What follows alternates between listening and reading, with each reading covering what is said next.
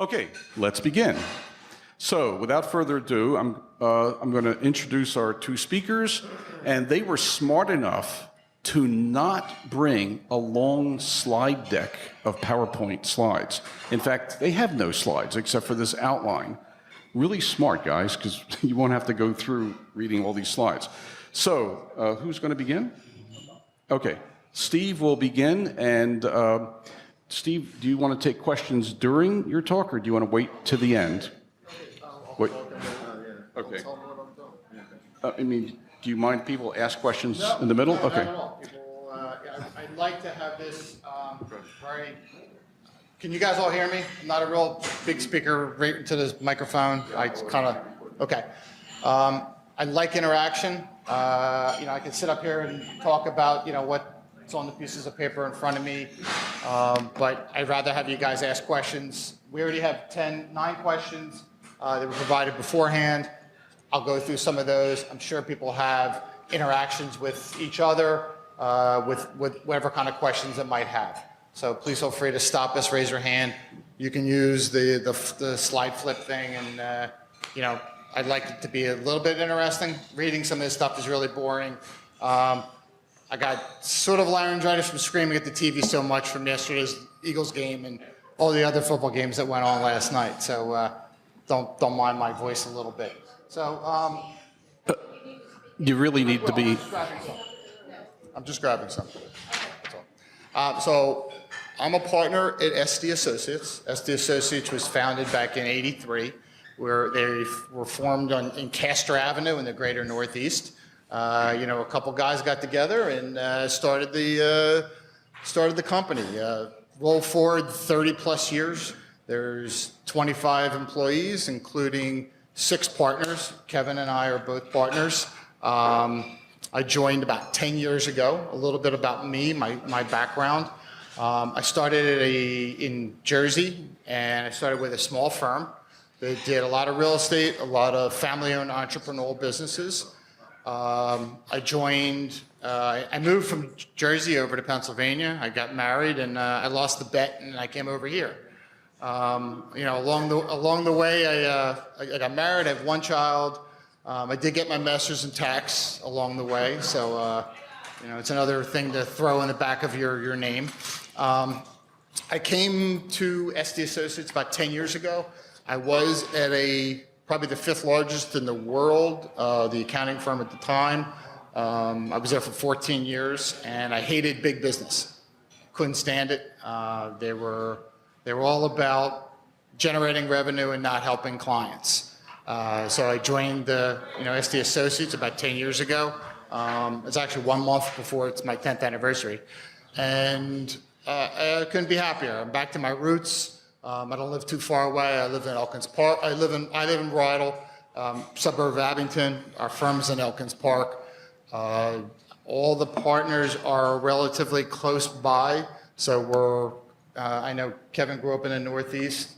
A couple other guys all grew up in the Northeast. So we're local boys. Just wanted to give a little bit about myself and what I do. I'm not just real estate. I do a lot of family-owned entrepreneurial businesses. During the summer months, we do audits for charter schools. I do some 401k work. I've got manufacturing, wholesale, retail, IT companies, software companies, pretty much across the gamut of types of industries. It's not a one-stop shop, but we certainly have the depth and breadth to handle all accounting needs. We also have a full-service bookkeeping department that does a lot of QuickBooks, which is the computer program of choice these days. So, these big monster programs is like Mass 90 and Great Plains. They don't work for most people these days. Only if you're a big company, they'll work for it. So that's a little bit about myself. Ken, you want to talk, or you want to talk? Okay, I'll talk later.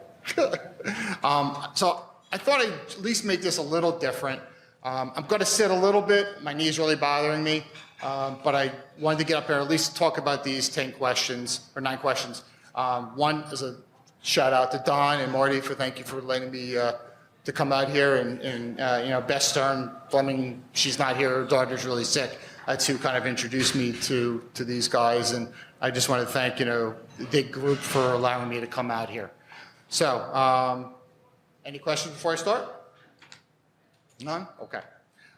So here's the questions that were provided to me beforehand. Can you purchase someone else's equity and get a tax advantage? Well, the tax advantage is really you're going to get a step up in the basis when you buy the property. There's no real immediate tax benefit that you're going to get that you can take a tax deduction for it. So I'm not too sure exactly where the question was kind of going. If that anybody wants to give a little bit more on that question, I certainly can give a little bit more depth into that. Did that question come from anybody in the room tonight?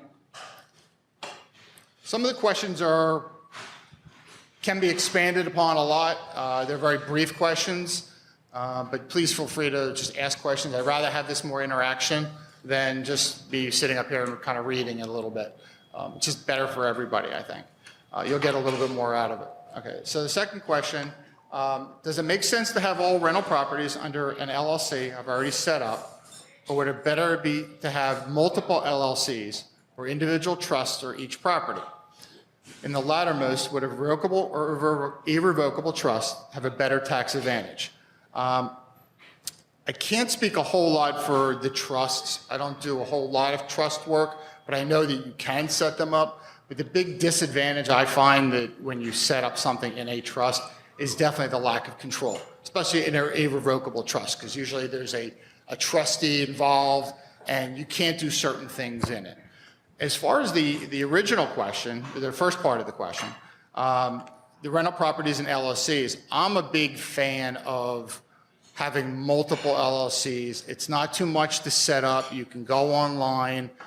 There's certainly real estate attorneys that are out there. You can, LegalZoom is a real cheap way to do it. And there's some other avenues. We use an outside service that, prices could be, somewhat cheap, somewhat maybe about $500 at the most to set up an LLC. And setting up an LLC can have a good advantage down the road, especially if you're in a partnership, because you want to make sure that you have an operating agreement. Usually most disregarded entities, which is an LLC, and normally you have an operating agreement, but it's yourself. It's really on your tax return, it's your Schedule E. So you should have an operating agreement, but most people don't. So the question really is to have multiple LLCs, and I'm a big fan of that. I know Kevin is as well. It's good protection, even though you have insurance on a property. It's just if something ever happened in one property and you have loans on that one property, I know we have a banker out here, and you have one loan, sometimes they are cross-collateralized, but if they're not and they're kind of standalone, you're not going to get all the properties commingled to one another. And that's what you're really trying to avoid. And I'll speak a little bit what an LLC is in a little bit, but that's my opinion. Other people have different opinions, but that's mine. Third question is, how do I set up my financials as a new investor? Not too sure exactly where the question was going. If the person's here, you want to fill us in a little bit more? Or I can kind of try to answer a little bit what I'm thinking. No? Okay. So setting up a financial is really just put it in QuickBooks. And that's really, don't make it complex, make it very simple. We'll talk a little bit about a dealer versus an investor a little bit later. But when you set up a set of books and records and you have different types of properties, whether some you want to have as an investment, which will give you a capital gain kind of a treatment, versus where you're a dealer, which is more of an ordinary tax treatment. When you set up your set of books and records, really try to keep them clean, accurate. I'm a big fan of, if you're going to have investments, put them into an LLC separate than an LLC that you have your dealer portion. This way I wouldn't call it audit-proof, but I would certainly say that, if you ever get audited and the IRS comes in there and you can say, yeah, these are two complete set of books and records, This is my investments. I want capital gain treatment for that versus my normal, trade or business, which would be ordinary income. And that's, just a completely separate set of things. And it's a good thing to have. Okay, the number one piece of advice of the new investor to avoid major pitfalls. The one big thing that I always say is what I just said before, make sure you have a good set of clean books and records, that you properly identify the type of assets that you're buying, whether you're making improvements to it, make sure that you are properly recording things. This way down the road, if you ever do any flipping, you know what the property's worth, whether you do a 1031 exchange, where that's a like-kind exchange between properties, your basis still remains the same. And you could have 2, 3, 4, I've got some clients that are up to the 5th, 1031 exchange, but their basis is still what the basis was when they bought the original property. They have some step-ups, which is like improvements along the way, but it's very easy to maintain a good set of clean books and records. So my advice, keep a good, clean set of books and records. 5, is it possible to know if there's a tax strategy for individuals who balance a full-time job and real estate investment business? This is actually a good question. It's actually one that we'll kind of talk about a little bit about whether it's a dealer versus investor status. The IRS actually looks to the amount of hours someone actually spends doing work on a project. If you have a full-time job that you're working 40 plus hours a week, there's no way that you could do a full-time job in real estate. So most of the time, those projects that you're doing could have the status of being an investor, which gives you a capital gain treatment. Unless you're doing, quick flips within a year and, guess what, that's ordinary income. So the answer to the question is really, it's the holding period when you want to look at for dealer versus an investor. That would be a good thing to do when you have a full-time job, making sure you don't spend too much time on the other project. If you want to get involved in it, your hours are going to start flipping over, and then you can start getting that part-time position of real estate to actually a full-time position, and then you can start getting into that dealer kind of mode, which would give you ordinary income. Steve, what's the difference between a part-time and a full-time real estate investor as it relates to taxation? Well, you can still be a part-time person, and you can part-time investor and a full-time investor, and still have some of both. There can be a diversity of whether you have some property that you're holding for a long period of time, such as land. You buy a piece of land in, greater Northeast, and you want to hold that as an investment. Well, even though you're a dealer and you're doing flipping constantly, that would be considered a dealer. The dealer is where the income is passing through, and it's ordinary income.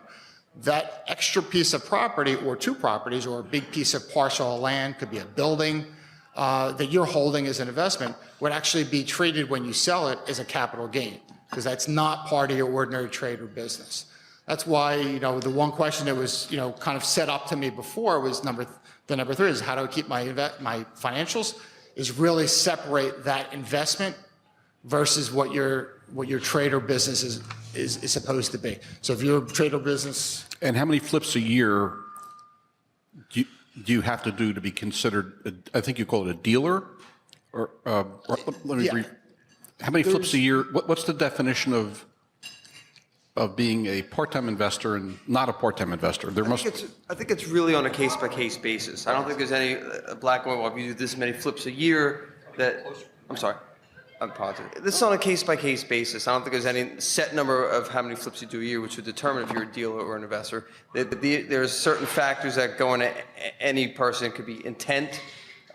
Your intent on the initial property, whether your intent is to flip or to hold it, can be a factor. How many flips a year can be a factor, but it's only one of many factors. So it's really a case-by-case basis. So if you work full-time and you flip a few properties a year, yeah, we're going to try and make the argument that these are investments.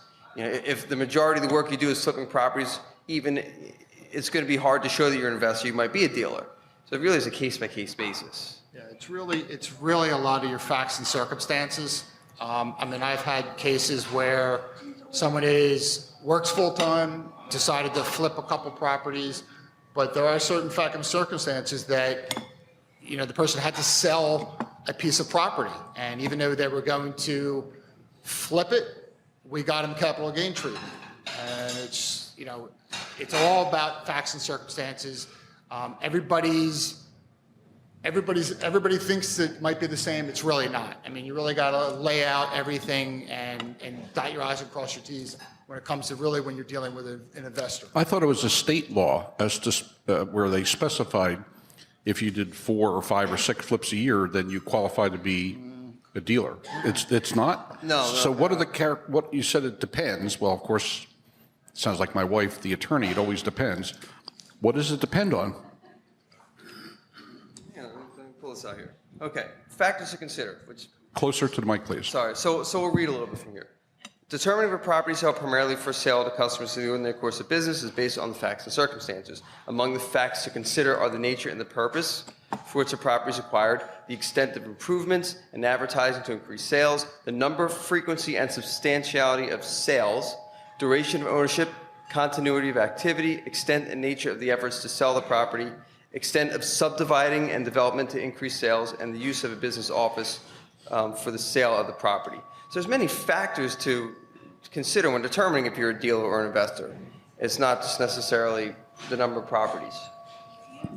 Please, I'm sorry, ma'am, could you get in front of the microphone? Thank you. If you don't have a regular job and you flip couple property per year, that's for sure you're a dealer, right? If you do separate from your job. No, you don't have a job, a regular job. You just flip couple property per year. If you only flip a couple properties a year, Yeah. I mean, look, from the standpoint of frequency, I don't think that's very frequent. But So- it's, to me, What are few? 3, 5? there's no magic number, but if you're doing 3 one year, 3 the next, 3 the following year, and you're flipping, the intent could be that you are a dealer, not an investor. The IRS is always going to argue. The IRS is always going to argue based on intent. If your intent is to flip the properties, the IRS is going to try and treat you as a dealer. Your goal would be to show it as an investment property, or try and show that you're holding it out for investment, or for that matter, can you be doing anything else throughout the year to say, well, this is just another investment like buying a stock? Well, look, I don't really, I'm flipping these properties, but I'm not actively involved. You know, I have somebody else managing the properties. So I look at this more as an investment because I'm not really actively involved. For me, for my activity level, it does not rise to the level of a business activity. And I think one of your, if I could ask one thing, so if you're flipping a house and you're just buying it and then flipping it and not really improving it, No, you improve it. okay, so there your intent is actually to resell it at a higher value. So that could be considered a trade or business. There are some, if you buying a piece of property and then kind of holding it for a little bit and then flipping it without not putting a lot of improvements in it, that doesn't necessarily by itself lead you to be a dealer. But if you're trade or business and you're starting to buy something, you know, getting contractors in there, remodeling the kitchens, things like that, then that's sort of your trade or business, and one doesn't qualify you, but the more you do it, the more you're going to get down that rabbit hole. And therefore that you really have to document what you're trying to do. Yeah, another question. If you structure as a S corporation, do you have a tax advantage on the flipping houses? If you set up an S corp, the question is, if you set up an S corporation, do you get a tax advantage? Well, if you have a property that really, S corporations are good if you are really set up as a dealer. So if you're a dealer and all these properties are going to be subject to ordinary income tax, the advantage of an S corporation is that you take a salary from the S corporation. Right. Because otherwise, if you're an LLC, everything's subject to self-employment taxes. When it comes to dealer status, you're subject to self-employment taxes on the net earnings. If you're an S corporation, you take a salary from the corporation. So the salary is subject to self-employment taxes. The distribution of profits is not. So the goal of the S corporation, if you're a dealer, is to reduce your self-employment taxes. Yeah, and if you, in addition, have a rental property, can you also take salary for that? I would not put rental properties in an S corporation. Rental properties are best in an LLC or a partnership. Okay, thank you. So I don't know how great we are at answering the question of dealer versus investor, because it really is a case-by-case basis. I tend to be, if I have clients who flip 3 or 4 a year, I tend to take the position that it's more of an investor. I would say 3 or 4 properties does not rise to the level of a business activity, but you're going to have to prove that with the IRS. The IRS is going to more likely try and argue that if your intent is to flip the property, they're going to try and treat you as a dealer no matter what. At least that's the way I look at it. I have a follow-up to the young lady who just asked the question. If you set up an S corp, you take a salary, you get and you pay your personal tax rate, and the remaining, let's say there are profits. What do you do with those profits with an S corp? Can they stay in the corporation, or do they have to be distributed 100% at the end of the year? And if so, to whom and at what tax rate? Well, the profits can stay in the corporation. The thing with the corporation is, as an S corporation, you're taxed on your personal tax return on the profits of the S corporation, whether or not the money comes out of the S corporation, or whether or not you distribute it to yourself. You're going to be taxed on the profits. So, at your ordinary income tax rates. The difference is that that portion is not subject to self-employment taxes. Only the W-2 portion of what you take out is. So whether or not you leave the money in the S corporation or you distribute it out to yourself, you're going to pay the taxes on the profit. So hypothetically, if you took a W-2 wage out of a company. Closer to the mic, please.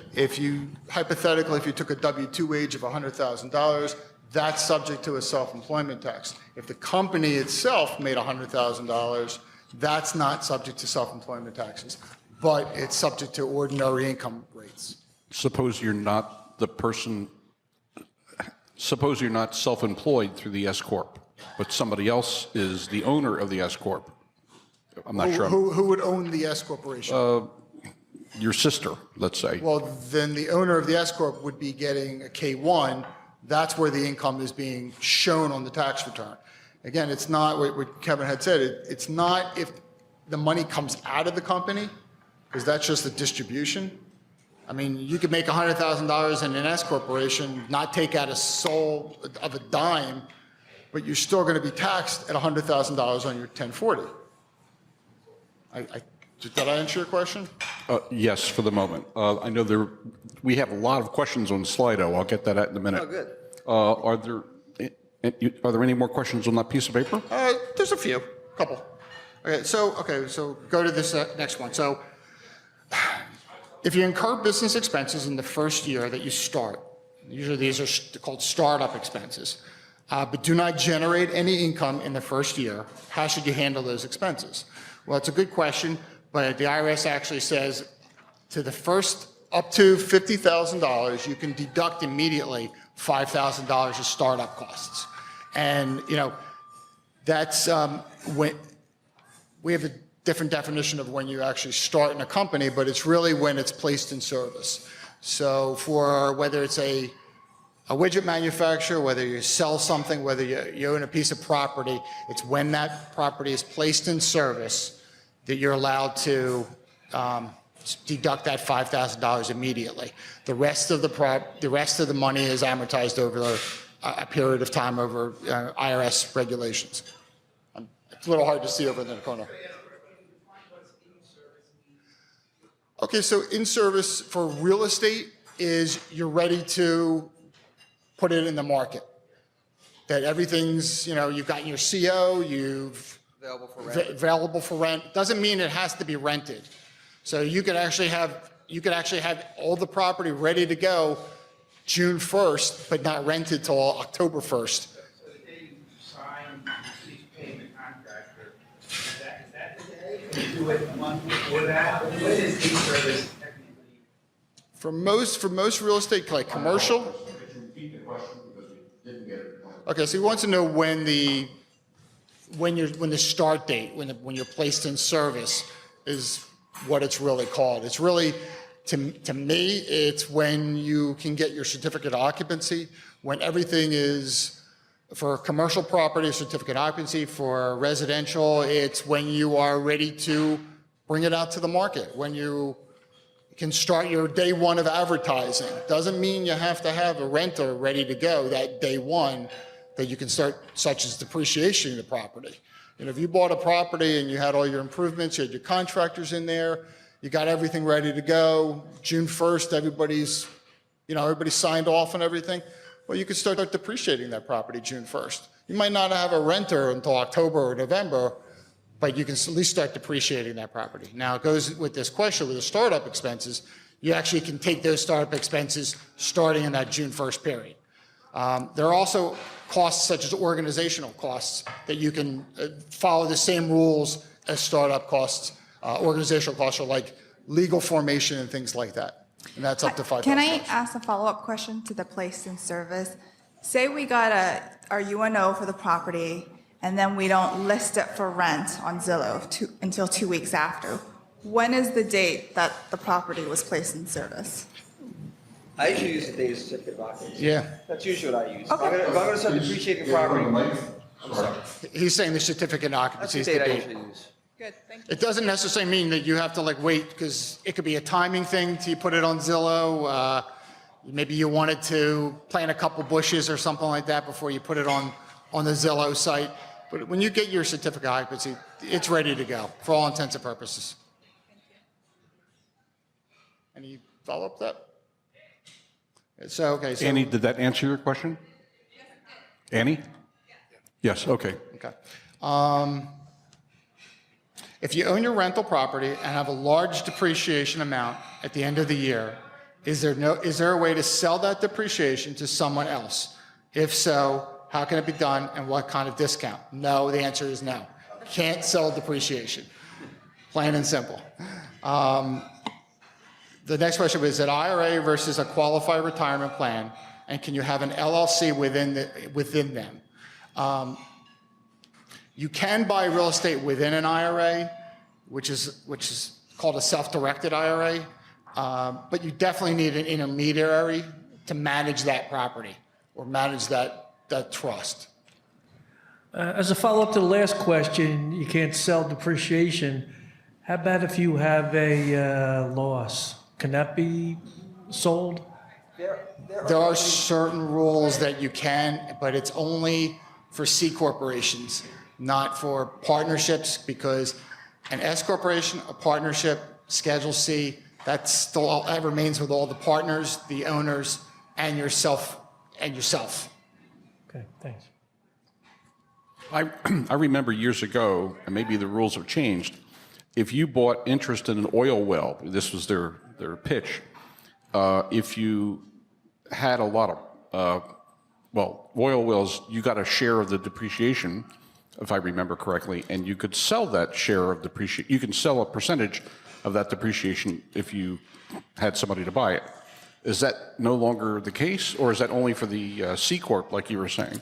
Or is my memory completely screwed up? No, I think I vaguely remember many years ago about selling certain pieces of type of tax deductions.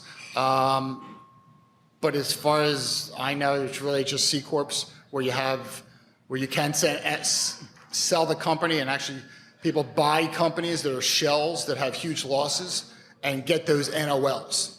And that's what they really look for. But then there's some rules with how much you can take as the deduction in any given year if you're buying those NOLs. As it relates to real estate and as it relates to real estate and partnerships in this seminar, there's no really selling depreciation. Any other questions? So the last question that I kind of had on these points, which entity is best used to minimize tax liability? Well, I know we've talked about it a little bit. I know that we'll talk a little bit more about it, but really it's an LLC.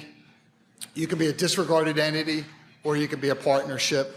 Those are two of the best ways that I know. You can be an S corporation, but you really have to watch the investor dealer status because that's what triggers whether you're capital gain versus ordinary tax treatment.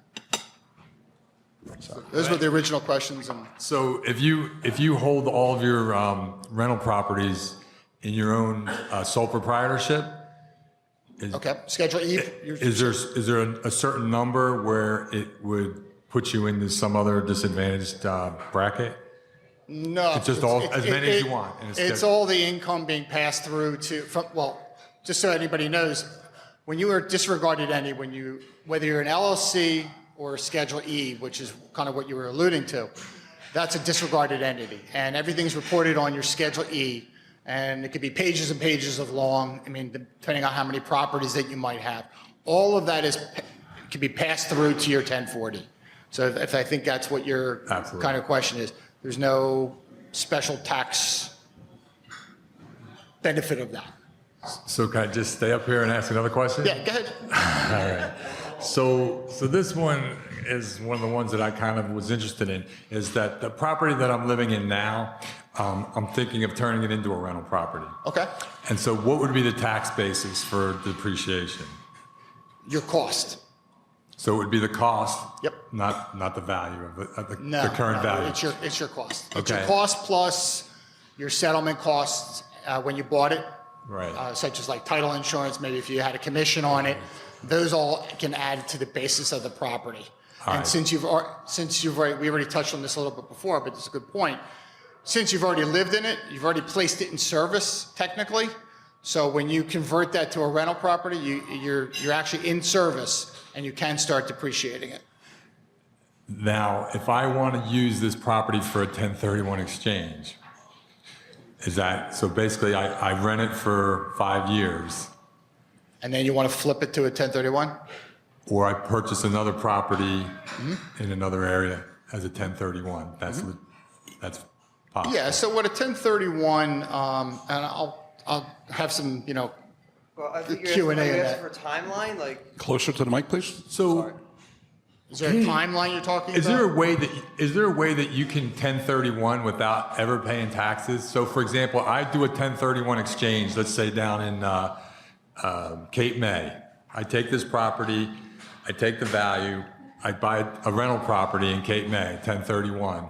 I rent it for another 5 years, and then I go and I live in it. And then when I sell it, it's now my personal residence. Did I avoid all the tax? well, if you have it as an investment property and then you go and live in it, and then let's say you live in it as your primary residence for a couple of years, and Right. then try and sell and get the exclusion, that type of thing. Correct. But to the extent that you've already depreciated it in the past, you're going to have to recapture that as income. So you're not going to necessarily get away without paying the taxes. You have the investment property, you convert it to primary residence, you live in it for a couple of years, Right. you try and take the exclusion, but to the extent that you've already depreciated it, you're going to have to recapture that depreciation. But that's as it? income. You just recapture the You depreciation? recapture depreciation. Okay, thanks. I want to come back to that depreciation question we asked before. Let's say you own 200 rental properties, and they're doing fine. You're making money you're making cash flow on every door, as they say. But at the end of the year, with 200 properties, the total amount of depreciation is sizable. It may exceed your income, I would think. I don't know what the number of properties it would be where it would do that, but it could happen. In the case where you have more depreciation than income, what do you do? Well, it depends. I know it depends. What does it depend on? Depends on how much. It depends on if you're real. Closer to the mic, please. It depends on if you're a real estate professional. It depends on how much money you make outside your real estate activities. So let's say you generate a real estate loss. Okay, so you have all this depreciation in excess of your income, you generate a real estate loss. Well, if you're a real estate professional, you get to take those losses and use it against other income. If you're not a real estate professional, then depending on how much money you earn outside real estate activities, those losses will be disallowed and carried forward. Oh, the losses can carry forward. For how You long? don't lose them. They're passive loss rules. For how long? I think indefinitely. Yeah. It's not like you can carry those losses forward until you dispose of the property. Once you dispose of the property, those losses get released and you could use them against the gain. Or you could use those losses in other years where you have income on the property. And I know your question is, can you carry it back? And the answer is no. Well, if you have a net operating loss in your tax return, you can carry it back. But that's, But the passive loss rules, you keep, any passive losses you can't carry back. Okay.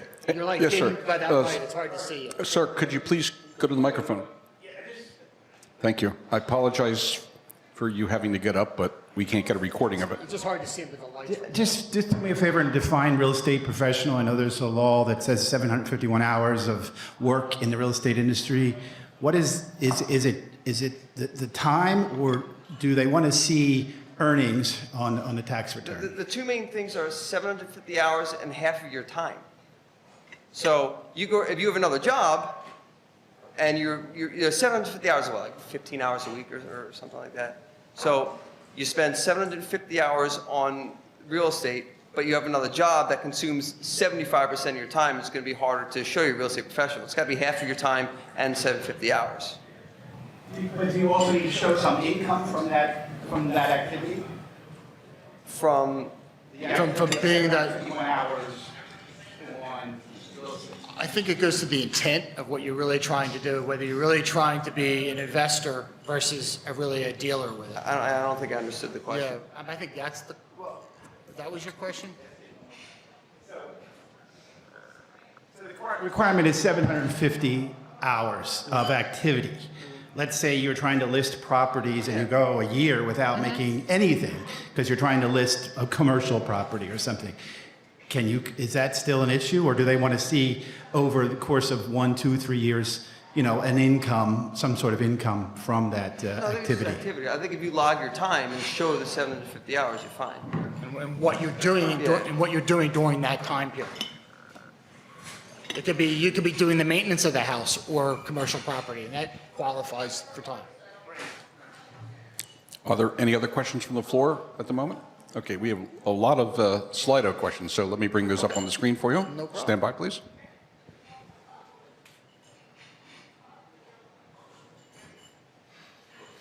You can ignore pizza is here. Pizza's here. I had that, it was good. I don't think that was a question so much. Test you, I can't imagine what that meant. How do I value a home that I live in now but want to rent out valuation for depreciation? I think that was. Was that your question? The gentleman's over there is kind of one of his questions. Was that your question? Did that Okay. answer your question? All right, I'm going to delete test and testing. Hi, Don. Hi, Don. How are you? We're good. All right, need money. Who asked that question?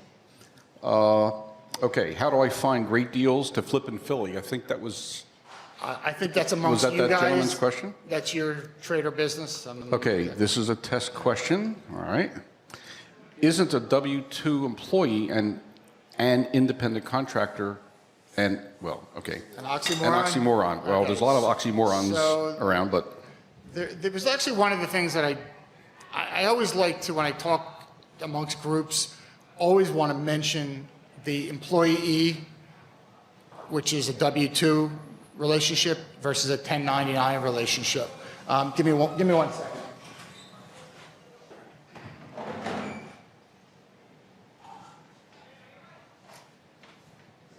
It's actually an IRS huge sticking point. It's actually a state sticking point when it comes to unemployment as well. So, the typical what a W-2 person is that, they think they're coming in, they're being controlled by their boss. They're told, here's, you have assigned amount of hours, your set schedule.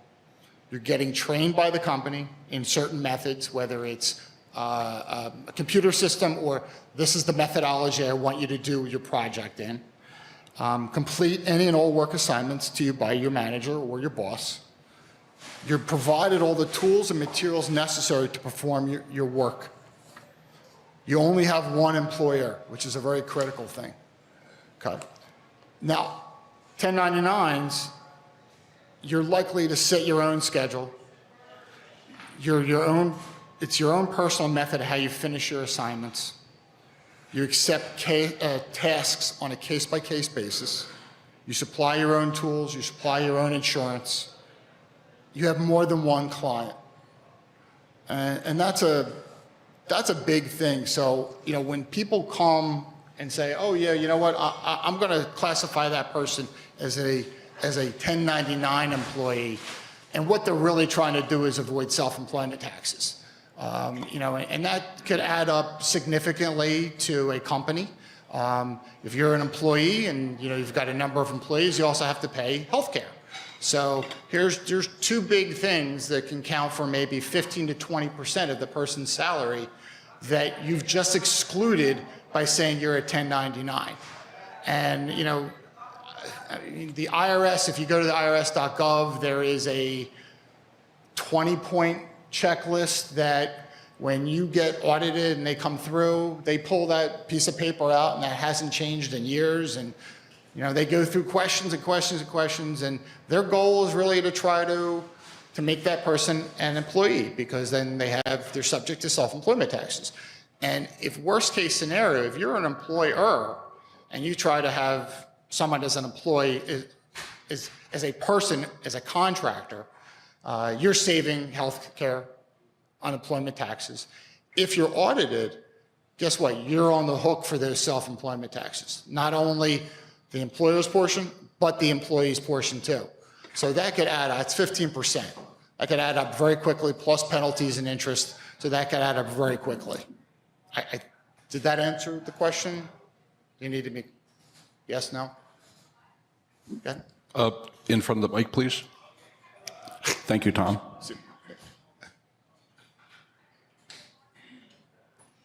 Clarification on the multiple employers for that. How many other people does the person have to work for? If you're meeting all the other guidelines, if that person does, work for, say, less than half a dozen other people throughout the year, but does a lion's share of work for, say, you, where's that line at? It's really a case by case, and it's where your intent and if you can show that you really are truly a subcontractor. Some people want to be called a subcontractor because, they have a truck, they have their own tools, they're required to have their own insurance, they're working their own hours. The boss isn't telling them, yeah, you got to come in from 9 to 5, but you know what? This is the project, you do the project, then you leave and you move on to the next job. There are cases that you could have one big, employer that you're working a lot of your hours, but you have other companies that you work for. If that's the case, it appears to me that you would qualify as a contractor. However, it's really, you got to go down the list and see where everything kind of falls out. Does that answer your question, Tom?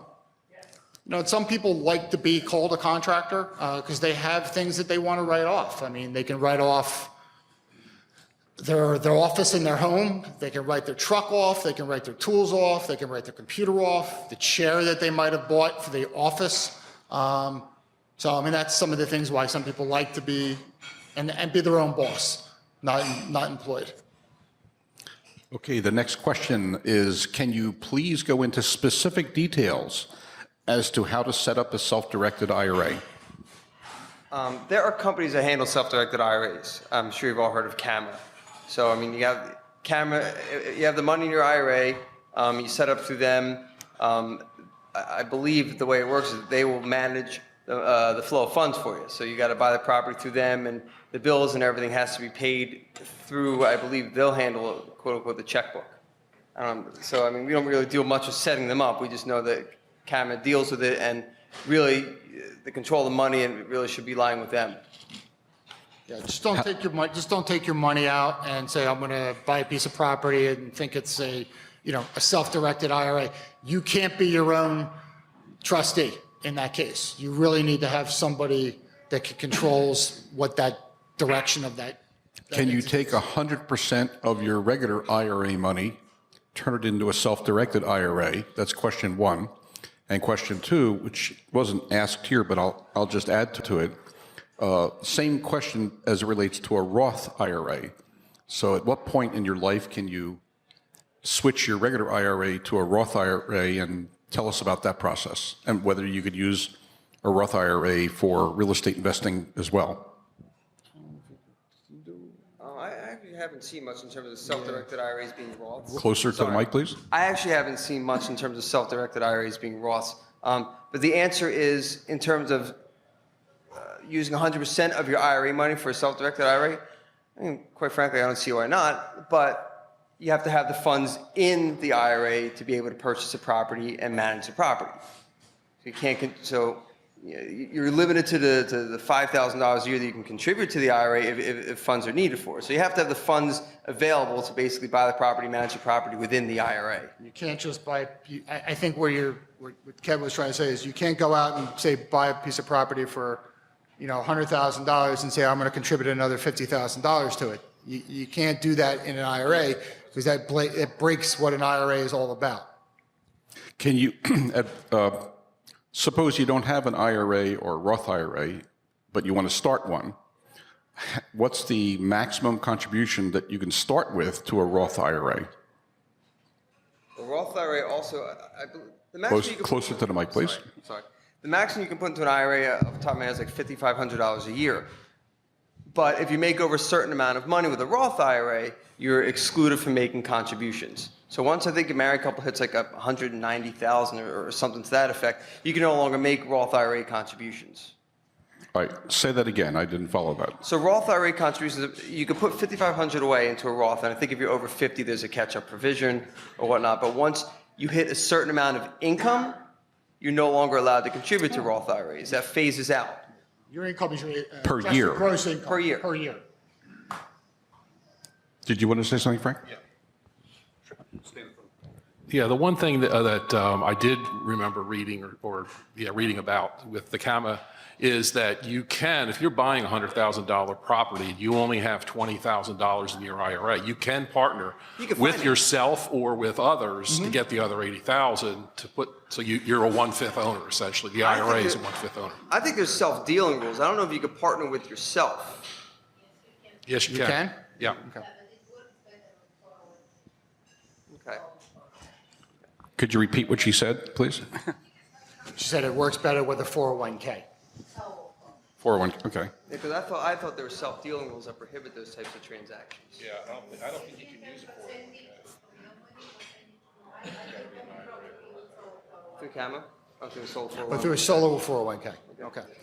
I mean, it seems to me that if you could do all of your business through a Roth IRA and whatever profits you make go back into the Roth, that obviously grows very quickly because it's entirely tax-free. Correct. How could we, as real estate investors, take maximum advantage of that, or do you recommend the self-directed IRA, where when you get to be my age and you have to start taking stuff out, you have to pay full taxes on it, full personal income tax on what you take out? What you're trying to avoid is it becoming a triggering event by taking money out of your IRA, and therefore, if you're over, 59 and a half, it's not 10% penalty, but having these self-directed companies that are out there is critical when you're trying to buy a piece of property or a real estate investment with that kind of IRA money. I have personally a case where the guy took money out and said, I'm just going to buy a piece of property and try to sell it, and guess what? He's taxable on the IRA distribution. He was under 59 years old, so he had a 10% penalty, and the sale of the property caused him additional ordinary income. So he kind of got screwed in 3 different ways. So you really have to be careful and dot your I's and cross your T's when it comes to that kind of stuff. There's a lot of pitfalls when it comes to that. It's a little hard to remember all the different rules, but there are a lot of pitfalls. Are you looking at are you talking about required minimum distributions, perhaps? Well, closer to the mic. I'm sorry, what was your question again? Are you talking about trying to preserve the IRA, required minimum distributions? Well, maybe I'm mistaken about a Roth IRA, but once you pay the tax on the initial investment into the Roth IRA and do all of your transactions through that Roth IRA, then whatever gains you have, those go back into the Roth IRA and they're tax-free, right? Correct. So if you keep making investments per year to the maximum allocation and do all of your business through your Roth if you can, or as much of it through your Roth as you can, then that money grows very quickly as far as profits are concerned. So what's wrong with doing that? There's nothing wrong with that. There's nothing wrong. We're not saying not to do it in the Roth. So compare that scenario to doing it through a self-directed IRA, which you have to pay tax on at the end. Either way, it has to be through. Yeah, either way, whether you do it through a self-directed IRA or through your Roth IRA, you really need an intermediary to handle those transactions. That's critical. You can't do it yourself. The IRS prohibits you from you going out and saying, I'm taking my Roth IRA and liquidating all the funds and going out and buying a piece of property. That doesn't work. Okay, I agree, but it seems if you can do it through the Roth, through a CAMA Roth, Yeah, we'll call it, in you're in great better shape. circumstances, yes. If you can do it through your Roth, yes, you can have good appreciation. Just like if you're buying stocks in a Roth, and you're a whiz at the market and you turn a $25,000 initial Roth IRA into $1 million buying Apple at $2 a share. That's a home run. I wish we all had that. More than a mindset. home run. Okay. It's more like a grand slam. Let's move on here. Is there a yearly fee for an LLC? I don't think there is in Pennsylvania. Some states have, no, not Pennsylvania, but some states do have certain filing requirements. I know in Pennsylvania up till last year, you actually had to file a tax return. It was an RTC 101 if you were an LLC. They did away with that, which was the stupidest thing I've ever heard, but they finally did away with it. Some states are a little different than other states when it comes to being an LLC. There's certain rules, so you really have to be careful within, look at the, the real estate in that market. You got to look at the state you're in, whether there is a filing requirement or if there's other requirements that need to file, like another annual type of return or something. But there is a fee to file a schedule for an LLC. If you're a single member LLC, there is no filing requirement. You are a Schedule C and it's part of your tax return. If you are a partnership and you're an LLC, your partnership is your tax return. All right, thank you. Yes, ma'am. Going back Close to the mic. You can raise the mic up for me. Going back to the whole retirement plans, is it possible to invest in real estate through a 401k, or would I have to convert that into an IRA? Well, In terms of like your employer sponsor plan, Yeah. your employer sponsor plan, no. If you have an individual 401k, self-directed, where you're, I think it's called a Schedule K, Sole K, there's a possibility you can, and I think you can do it, but you do have to follow certain rules and regulations. But what if I'm no longer with that company? Well, if you have money in a 401k and you were, say, GE, just hypothetical, if you're a GE and you retired and you had X number of dollars in that 401k, you can do one of two things. One, you can roll that into a IRA, or you can leave it in there. If it's under 5,500, I think they can automatically give you your money. They'll roll it into another IRA type investment. If you start a new job that has a 401k, you can roll that money into their plan without any problems. But you are kind of limited to what you can do with the money. Yeah. Does that answer your question? Yes. Okay. Yes, sir. I want to just go back to the LLC. Is my understanding that when you have a property, it has to be titled in the LLC name, or could I have a property now, create an LLC and hold it under the LLC without changing the title? I think your question is if, So I own so it has to be in an LLC's name. when you start the LLC you can transfer it into the You can transfer it into an LLC. That's just a simple without paying the document. transfer tax? Yeah, you're not, You would have to pay the transfer tax? I believe so, yeah. yeah. You would have to pay the transfer tax into the LLC. Yeah. Thanks. But for most times, it doesn't really, it's cost, your cost is depreciation, isn't it? No, you have to pay the transfer Yeah. tax. Okay, next question. Excuse me. Is it true that if you flip 6 properties a year, the gains of the property are considered ordinary income? That again is on a case-by-case basis. That goes back to the whole dealer versus investor, and I would say that's a case-by-case basis. What else does this person do during the year? How long has he held the properties? What kind of extremes did he go to sell the properties? There's a lot of variables there that can. So who asked that question in the room? Raise your hand. Could you answer his questions, if you don't mind? Let's try to get your question answered here. So here's the case. Go ahead. So when we were first looking to invest, we were looking at flips, and the flip market is just saturated. And we were trying to avoid capital gains, so we ended up going buy and hold.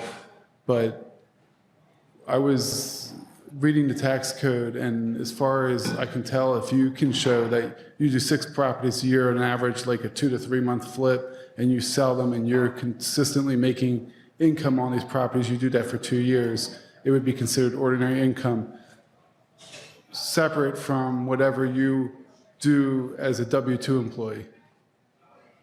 Well, yeah, I mean, that's correct. I mean, if you're flipping, continuity and frequency is a factor here. It's one of the factors in determining whether or not you're going to be a dealer. If you're flipping them every few months, you're hitting 6 properties, yeah, I mean, the argument's going to be made that you're a dealer. Now, how many hours do you spend on that? Do you have a full-time job? Can we argue against If you're it? flipping 6 properties a year, you're probably doing 750 hours a year. Probably. So The fact that you got to get it ready, you got to get, you're putting improvements into it. You're just getting the it ready tax for work sale. alone. But you have a W-2 job. You're also working full-time. Right, so that would be 80 hours, 90 hours a week. So, what I'm trying to say is, maybe. Exactly. Just quit. Yeah, That's what I'm trying to get at. if you're buying a piece of property and, I mean, Kevin can kind of answer this one a little bit better, but, if you're buying a piece of property, multiple properties, and you're really not doing anything with it other than kind of holding it as an investor, you're kind of consider yourself as an investor, even though because you have a full-time job. If you're doing a lot of work to those properties and you're really trying, you can still have 2 jobs. I mean, there's a lot of people who have 2 W-2s. They're both employees. The IRS kind of looks at this in kind of in the same fashion. So if even though you're not full-time doing it, if your intent is doing this, they're going to try to get you into that mold as you're a dealer. And your job is really to make sure your ducks are in a row so you're not considered a dealer, if that's so, if that's the case that you want it to be. Thank you. Now, sometimes if you have losses, being a dealer is not that bad of an idea, because now you get to take that loss. Alrighty, slightly back to that Roth 401k. If you put something into a traditional 401k or a Roth, whether it's a minimum distribution or a transfer into a Roth from that traditional one, you bought an asset or stock at a certain value. Now you want to transfer that over to the tax-free Roth. That's a taxable event, but is the value what you could sell the property for today or the stock today, or is it the value you paid for it? Traditionally, in taxes, it was the original purchase price. If you're transferring from a traditional IRA to a Roth IRA, it's going to be the value at the time. Closer to the mic, please. Sorry. If you're transferring from a traditional to a Roth, it's the value at the time of the transfer. So a lot of times your investment's down, it might be a good time to convert to a Roth. All right, so if you had stock or property like apartments that you bought 20 years ago, they're going to value it at what the value is today Are they in or an what you IRA? put in. Because you didn't sell it, you don't have a cash conversion. It's deemed sold when you're converting it from the 401k, the IRA, to a Roth. And a good way to make sure that you're getting the right fair value is you get appraisals. And the IRS will kind of like, if you're ever challenged, the IRS, one of the things they'll look at is, did you get an appraisal for it? You can't just arbitrarily say, okay, the house is worth, 50 when you know it's only worth about 100. And, so you're saving yourself taxes even more. Oh, because I thought when you like donated that property or stock different to a rules when it charity. comes to So that. it's a different rules. Those are different rules. Donation of property is at fair value. So if you have a stock, say Apple, you bought it at $2 a share, it's at $10 a share now, and you gave that to a charity, you get the $10 a share. Now, if you have a charity, a nonprofit, in your Roth, and you donate it from your 401k, would it then fall under that? I'm not sure. Yeah, Because you can have a lost me with the question. nonprofit. if you want, maybe that's something we could talk about maybe after. Closer to the I'd have mic. Look into that. To be honest, I'd have to look into that with you. All right, thank you. Off the top of It's my a head. very, it's a, not your atypical question. Okay, let's keep going. You have more questions. Besides, any other questions from the room? Okay, so besides doing a 1031, are there any other ways to obtain tax breaks during flips? Well, first, you can't do a 1031 on a flip. It's got to be an investment property. Someone at the bottom said, could you please explain a 1031 exchange again? Would you mind doing that? Go through the, Well, 1031 exchange is a tax-free exchange. So it's a deferred exchange where you may sell a property and use those funds to acquire another property, and you defer the gain on that sale. But it's defer the gain. So what happens is whatever gain you would have reported reduces your basis in the property that you acquired. Does that help? Can we try basically English, 1031. maybe? It's a tax-free exchange. You sell a property, the gain you would have had, you defer that gain. So you take the funds, they go to a qualified intermediary, you buy another property. The gain that you would have had is deferred, and it's built into the next property. How many 1031 exchanges in a row can you do? I don't think there's a limit. I've done 2 or 3 so far. I don't see that there's any limit, but it's deferred, deferred, deferred. Eventually, you're going to pay the piper.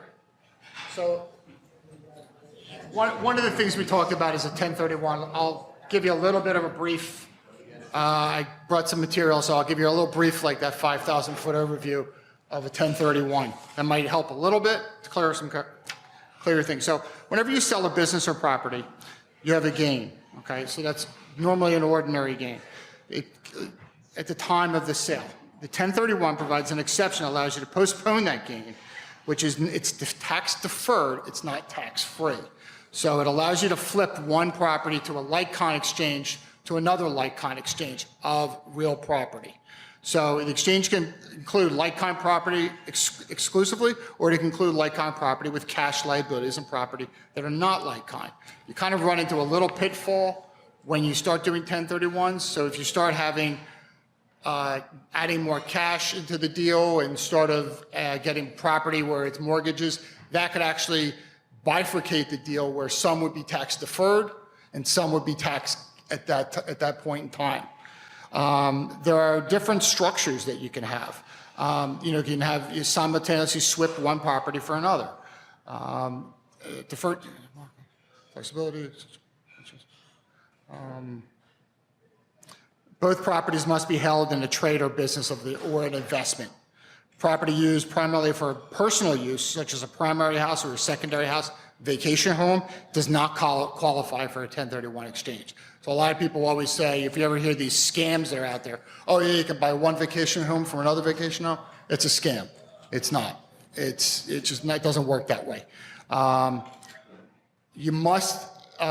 Both properties must be of similar enough and quality of like-kind property. Like-kind property in the similar nature, character of class. Quality does not matter. So, if you're buying, you're selling a piece of real estate, you want to buy another piece of real estate, and it's of equal or greater value, but that property happens to be really in disarray, it doesn't matter.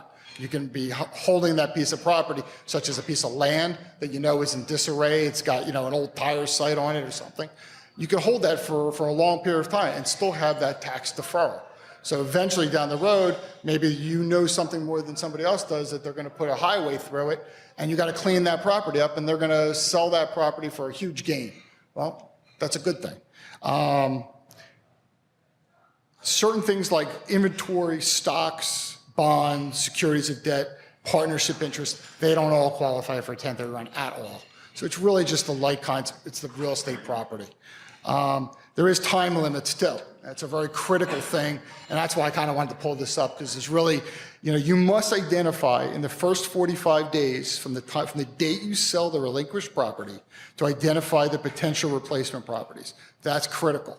The identification must be in writing, signed by you, and delivered to the person involved in the exchange, the seller replacement property, and the qualified intermediary. You cannot do like the self-directed RIAs, you cannot do a 1031 by yourself. You must have somebody else to help you, because the monies go in and out of escrow type accounts. So you must have an intermediary company. There's a handful in this area. They're all really good. I think we've dealt with all of them at some point or another. The second limit, which is another critical one, the second limit is that the replacement property must be received and the exchange completed no more than 180 days after the sale of the exchange property or the due date with extensions of the income tax return for the year in which the relinquished property is sold, whichever is the earlier of the two. So, even though you have this rule, you still have to follow other rules within it. It's just not, I'm going to identify something and maybe I'll sell it at some point in time.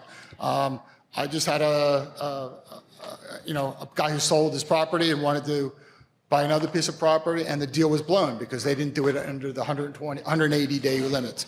And guess what? It all becomes taxable in that year. So you really have to watch what you're doing. So I have a wrinkle on the 1031 question. If you had multiple 1031s, and then at the end of the line, you gifted it to your children or somebody, or even put it in, let's say, as part of your estate plan. Yeah. You estate planned it, however that's done, to members of your family or what have you. What happens then? At that, you're definitely better at that point, maybe, if your children inherit the property, they'll get the step up. Say it again? If your children inherit the property, they'll get the step up and basis to fair market value at the date of death. So But they don't pay the taxes of the... At that time, you don't want to gift it, because now you've got such a reduced basis when you gift the property that if they ever sell, they'll have a substantial tax liability. If you get to a point where you've done a lot of 1031 exchanges and now you've got such a deferred gain, you're better off letting your kids inherit the property, and they'll get a step up in basis to fair value. It's the kid's problem. Exactly, but it's not. They get a step up to fair value at the date of death. Yeah. So you're better off. You have some estate issues to worry about, but for the most part, you get that big step up in value. And the kids inherited a property at, a step up of $1 million when you might have bought it at $100,000. But after all the exchanges, it increased in value. Anybody have any kids that they want exchange? Never mind. Okay. I have kids. Anyone? Yes, sir. Please come to the microphone.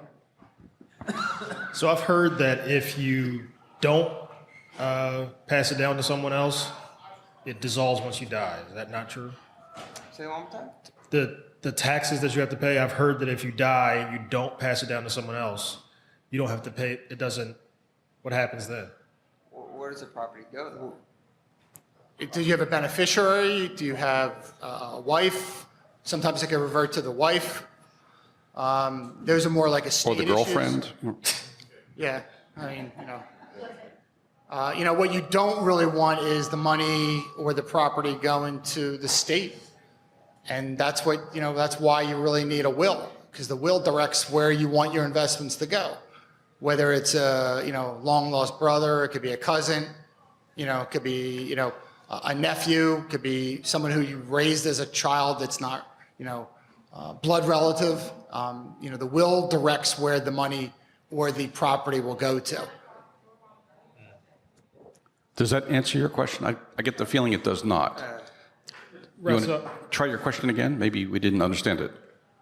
So essentially, at the end, once whoever it gets aired down to, they have to pay the deferred taxes. No, if it's willed down to somebody. Closer to the mic. If it's willed down to somebody at the date of death, whoever inherits the property gets to step up to fair value at the date of death. Gotcha. They're not paying the tax on it. Gotcha. There is an estate tax for the person.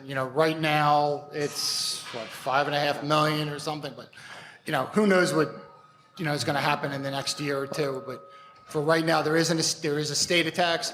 But if someone passes away, your child who's inheriting that property doesn't pay any taxes.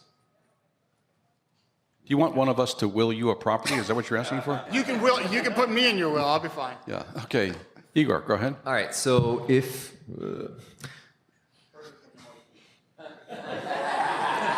Show the guys in the front what it's like to speak to the mic.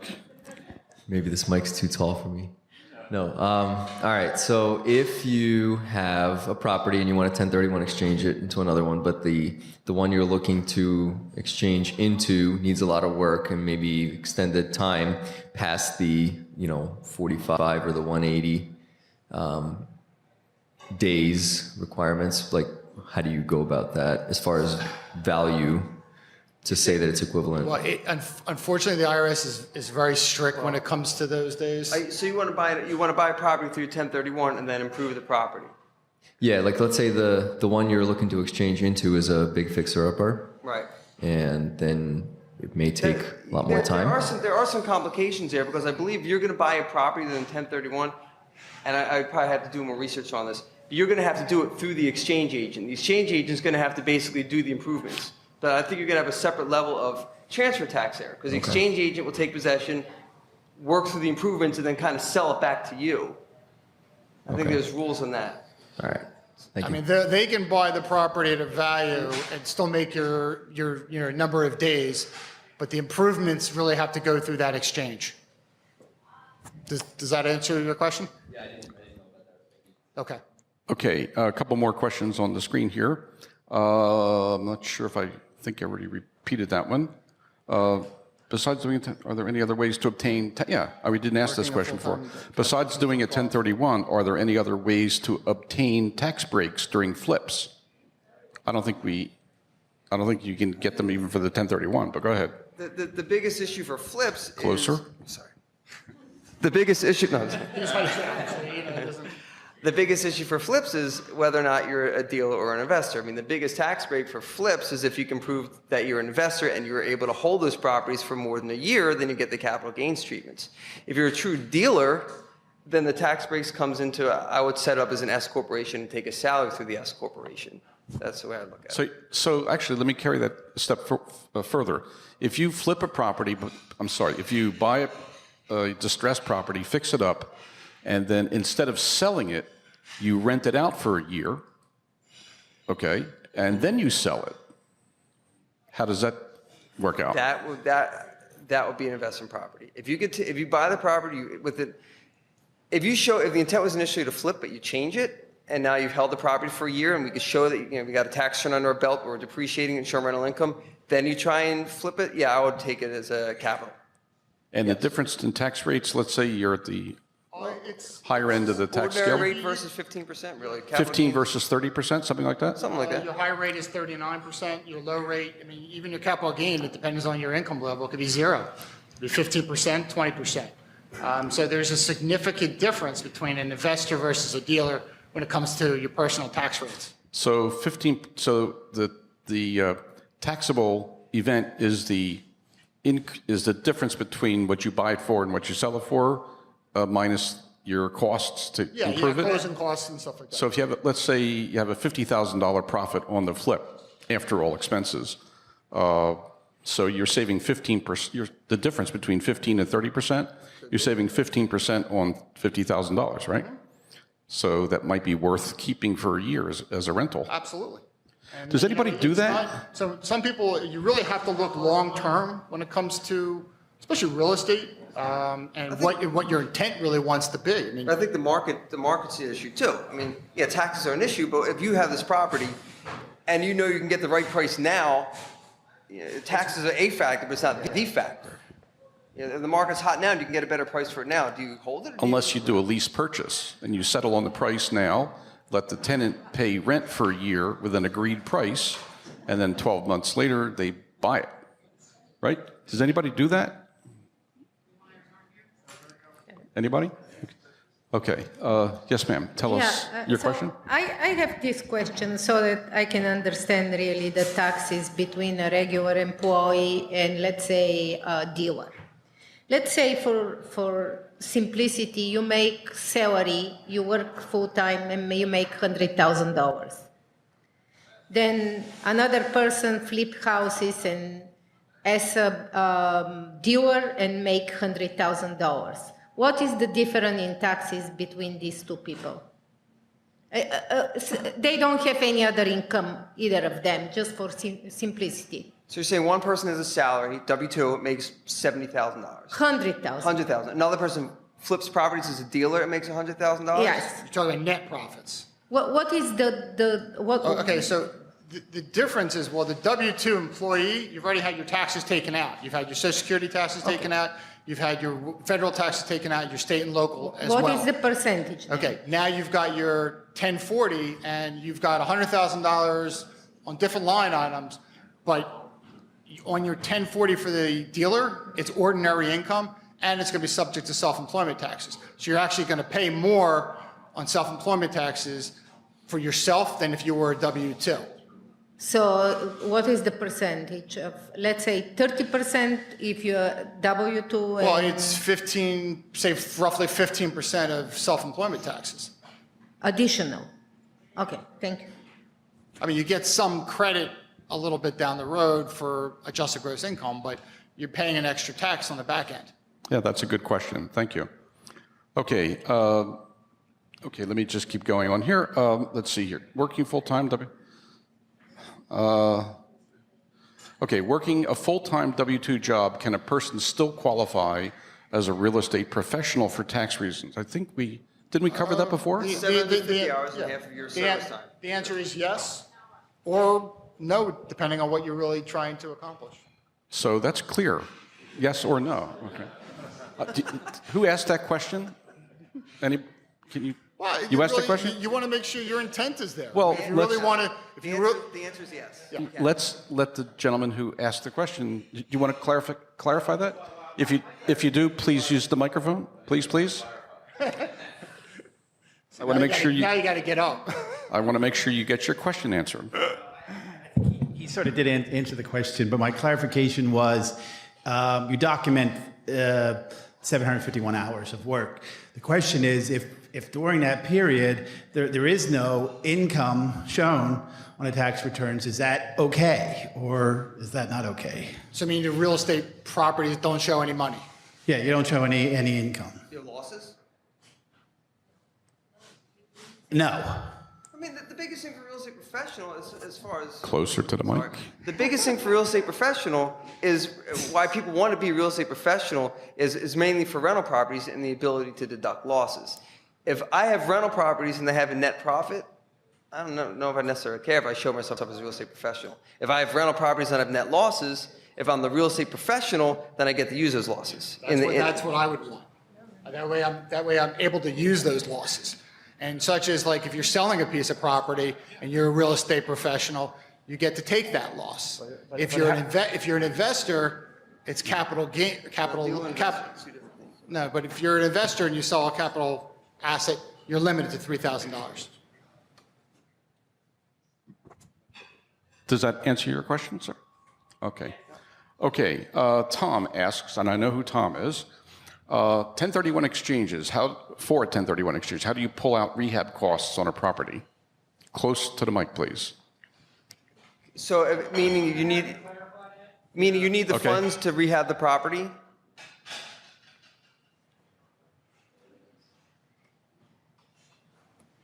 The case in point was we had it for about 20 years. Same tenant, moved out. We no longer want it because it's not where we want to be. Probably going to be putting about 35 to 40 grand in it. Have to do a 1031 exchange. That renovation money, that 35 to 40 grand that we're putting into it, when we do the 1031 exchange, how do we recapture that money where it just gets rolled over to the next property? And if we want to try to recapture it, we have to refinance the next property down the road to pay back the equity loan we borrowed the money from. So you're putting the money in to rehab the property before you can 1031 it. Correct. Because you need to rehab the property to Yes. sell it, and then you want to pull the money out. Well, there's a couple things you could do. I mean, if you pull the money out of the proceeds, you're going to pay taxes on it.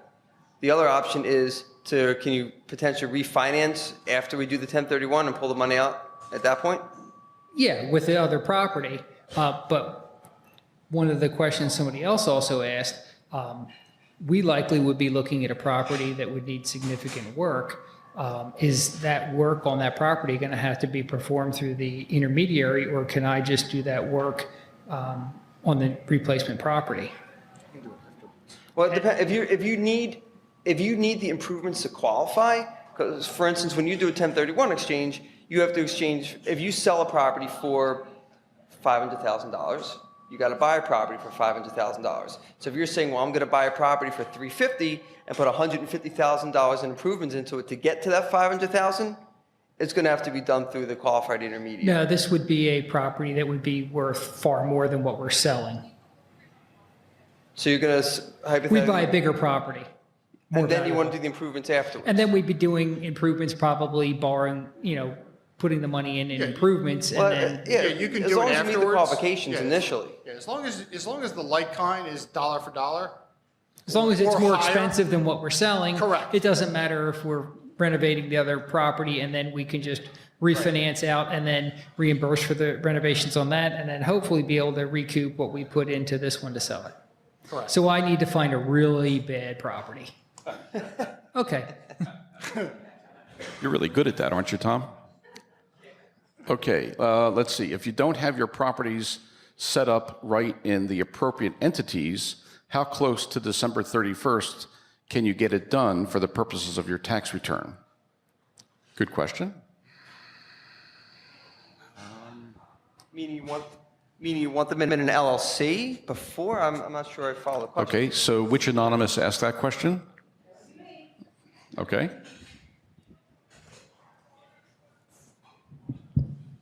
For example, if you have put 10 properties into an LLC, and now you've come here tonight and learned that that's not a good idea, they should be in individual LLCs, and you want to do that, notwithstanding the transfer taxes you're going to incur,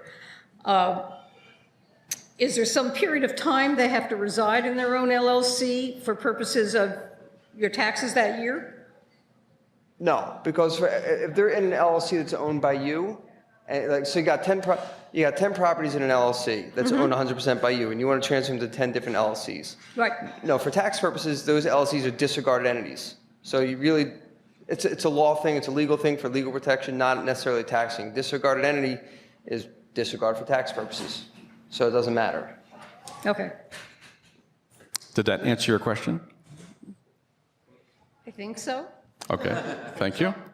Let's see. If I have a full-time day job, can my wife be designated?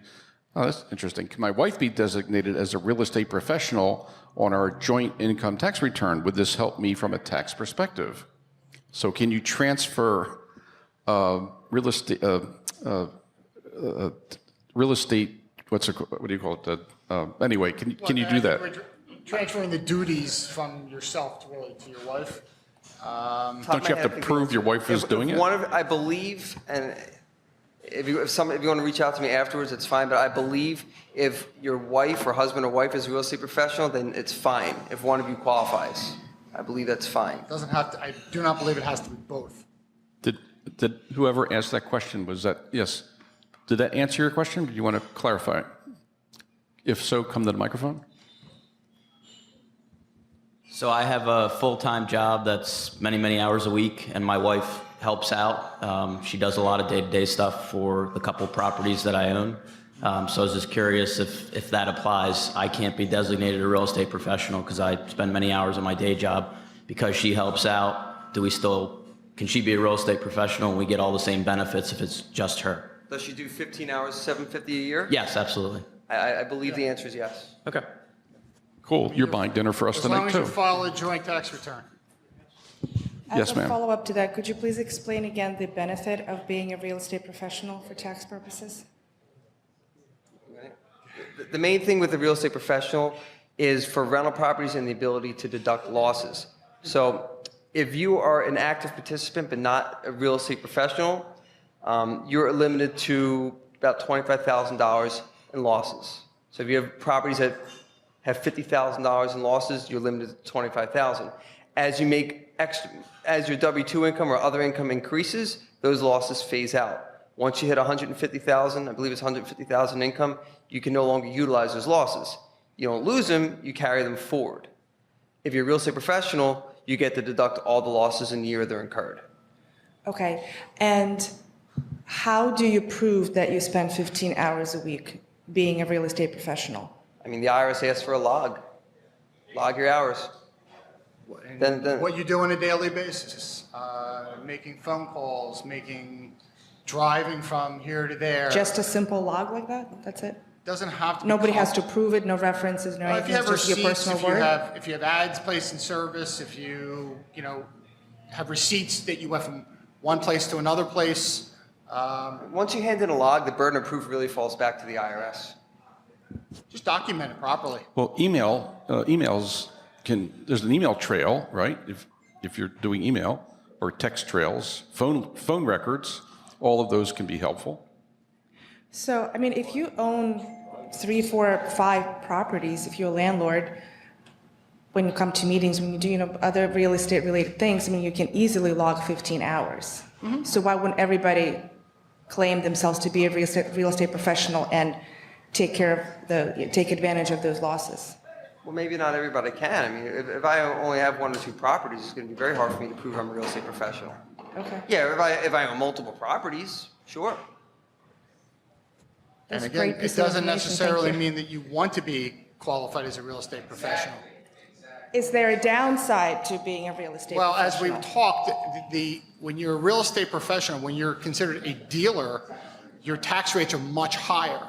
Yeah, you might be able to get some losses in any given year, but your tax rates are significantly different between that and what you would call an investor, where it would be capital gain treatment if you sold the property. But it's not all or nothing. You can be a real estate professional and have some properties as investment. It's not all or nothing. I said before, it's really, when you're bifurcating your properties, it's really, you need to document what types of properties that you want to have. I mean, we have a lot of real estate investors that have multiple properties, and some of them will take investment properties, such as real estate, land, things like that, and they'll put them into a separate LLC altogether, and that's what they call the investing.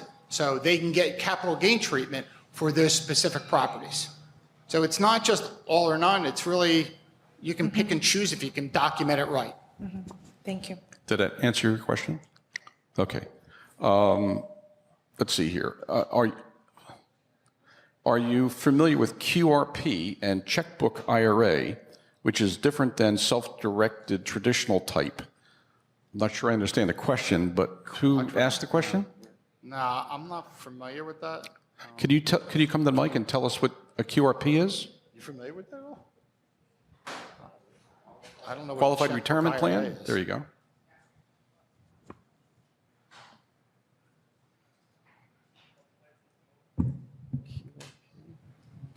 Okay, so QRPs, they have different amounts compared to the self-directed IRAs. So they have different limits, and the QRP can own your LLC. So they're different rules. What's the definition of the QRP? You talking? The definition? What's QRP stand for? Oh, Qualified Retirement Plan? Okay. Okay, so yeah, it doesn't seem like it's very popular, but how about the checkbook IRA? What can you tell me about that? Personally, I've never heard of that expression, checkbook IRA. Okay. Can you elaborate a little bit more? I'm Okay, not so the familiar at all with checkbook it. IRA, you are in control of it. How is that different than a regular So you have to go to a IRA? bank and actually set it up, and you can sign the checks for the, so you don't have the intermediary, which might take a little longer to get the transactions done.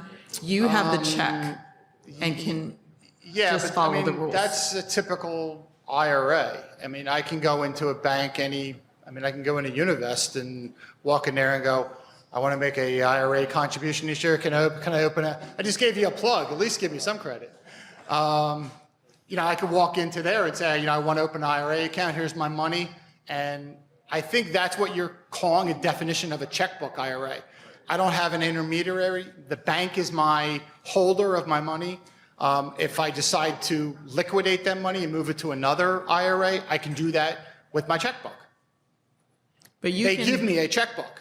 Right. An IRA account, it's like a checking account. Even though that if you liquidate something, it is taxable unless you roll it into another IRA. Okay. I think the definition might be a little bit different, but that is what an IRA is usually is. Yeah, I think the real point here, though, is that if you have control of the IRA and you're writing the checks, it's not going to qualify as a self-directed IRA. Correct. So you can't Yes. you can't use that kind of an IRA. If that's what you were going for, you can't do that. You have to have an intermediary to qualify you as in the self-directed IRA component. Right. I mean, you can open up any IRA at any bank. They'll give you a credit card. You can take the money out anytime you want. You pay tax on that That's money. a checkbook kind of an account. You can just take the money out. But you can't use that money to buy a property, because if you do, you end up with all the negatives that they were talking about earlier, because you're withdrawing the money from the account. Right? Unless you replace it within 60 days, is it, or whatever? Is within a 6-day window, you can pull the money out and then replace it. Put it back in, right? Yeah. If you don't So put if it I can all the make way a back note in, about that is that, taxable. I'm not obviously not a professional in this, but this is just a personal experience. I opened a self-directed solo 401k through Gamma Plan with check writing capabilities. So I can write those checks. You can't write a check to buy a property yourself. You still have to go through CAMA to do all of that. Well, no, the whole point of check writing capability was that I can write my own checks. I don't have to go to them. Again, not a professional, but I'm just saying. Yeah, I don't know. Anyone who wants to do it should really find out. But you because can't that go was out my and buy a understanding. piece of real estate with that money and qualify. I You can, can? that's what, yeah. Right. Maureen, get the microphone with your question, with your answer, please.